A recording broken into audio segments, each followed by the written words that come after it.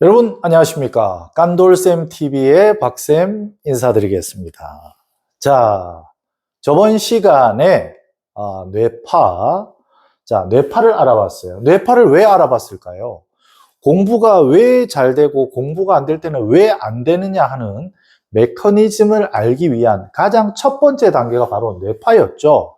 자, 오늘은 저번 5월 5일 날 올라갔던 세 가지 기억법에 대한 리뷰를 한번 해보고 다음 과정으로 한번 넘어가는 시간 가져보도록 하겠습니다. 자, 보시면요, 여러분, 공부를 할 때 왜 힘들고 책상 앞에 오래 앉아있지만 효율은 오르지 않고 그럴까요? 네, 맞아요. 정답은 내가 집중이 제대로 되지 않았기 때문에 그렇습니다. 그리고 이 집중이라는 것은 인간은 한번 집중이 됐다고 해서 몇 시간씩 계속 이렇게 집중을 할 수가 없어요. 화장실도 가야 되죠. 배도 고프죠. 잠도 오고 한단 말이에요. 다시 책상에 앉았을 때 빨리 내가 좀 전에 공부 잘 되던 어떤 그 뇌파, 우리는 알고 있잖아요. 알파파. 그 중에서도 말똥말똥한 상태를 내 스스로가 빨리 만들어줄 수 있느냐 없느냐에 따라서 내가 효율적으로 같은 시간을 공부해도 집중을 한 상태이기 때문에 좀 더 효율적으로 공부할 수 있다는 것은 기본적인 상식이자 과학인 것이죠. 자, 그러면 저번 시간에 했던 내용 우리가 한번 복습해보고 넘어갈 수 있도록 하겠습니다.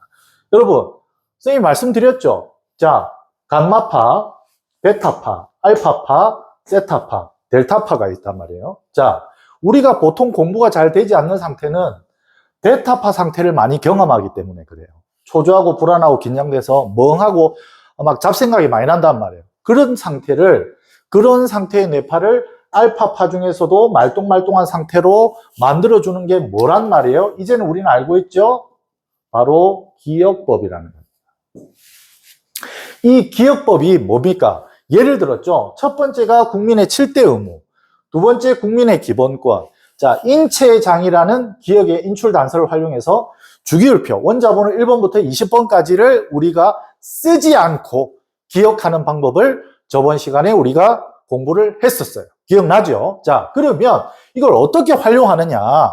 이거를 떠올리는 자체가 베타파 상태의 뇌파를 내가 알파파 상태의 말똥말똥 상태로 만들어주는 과정이라는 겁니다. 여러분 이해되시나요? 자, 그래서 이 기억법을 효과적으로 하기 위해서는 우리가 뭘 알아야 되냐면 기억의 인출 단서라는 것을 우리가 가지고 기억을 한다는 거예요. 예를 들어서 국민의 7대 의무는 말 그대로 7이니까 바보도 아는 7가지 월화수목금토일. 자, 그리고 좀 있으면 나오겠지만 또 7가지가 있어요. 뭐냐? 무지개 색깔 같은 거. 빨주노초 파남보. 이건 누구나 다 아는 거란 말이에요. 이런 7가지 요일이나 무지개 색깔 같은 거를 활용해서 우리가 기억을 하는 방법. 그리고 국민의 기본권을 기억할 때 쓰는 우리 가정이라는 기억의 인출 단서 같은 경우는 우리가 인위적으로 만든 거죠. 기억을 하기 위해서. 요것도 나중에 잘 외워두고 계시면, 잘 써먹고 계시다 보면 한자의 제자원리 육서라는 게 있어요. 여러분 들어보셨을 거예요.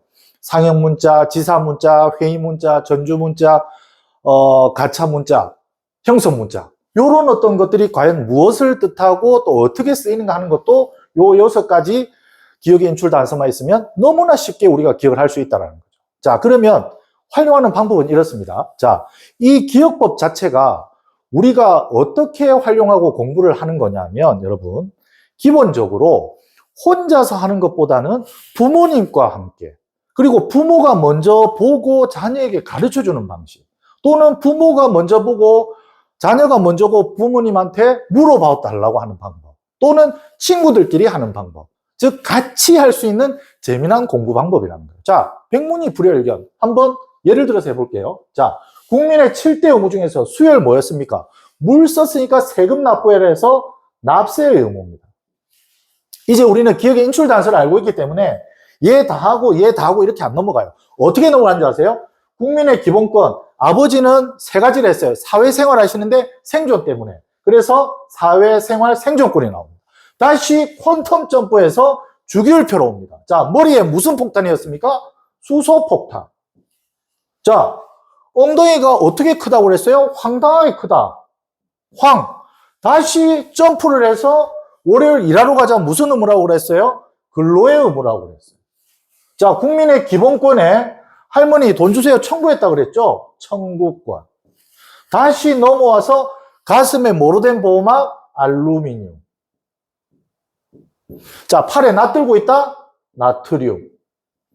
다시 넘어가서 일요일도 법은 지켜라? 준법의 의무. 이렇게 떠올리는 겁니다. 이렇게 떠올리는 과정을 여러분들이 선생님과 꾸준하게 배워 나가다 보면 10개, 20개, 30개가 되겠죠. 그래서 이거를 내가 왔다 갔다 하면서 내가 내 스스로 키워드를 주면서 질문을 하고 답하는 방식을 하다 보면 5분 내에 나도 알지 못하는 못하는 사이에 알파파 중에서도 말똥말똥한 상태로 들어갈 수 있다는 거 여러분들 기억하시면 되겠습니다. 자, 오늘은 저번 시간에 했던 거 뇌파부터 국민의 7대 의무, 기본권, 주기율표를 어떻게 써먹는가에 대한 부분 한번 말씀드리는 시간 가져봤습니다. 여러분, 선생님은 여러분들이 할 수 있다는 것을 언제나 믿고 있습니다. 여러분, 할 수 있습니다. 힘내시길 바랍니다. 오늘 강의는 여기까지 하겠습니다. 감사합니다.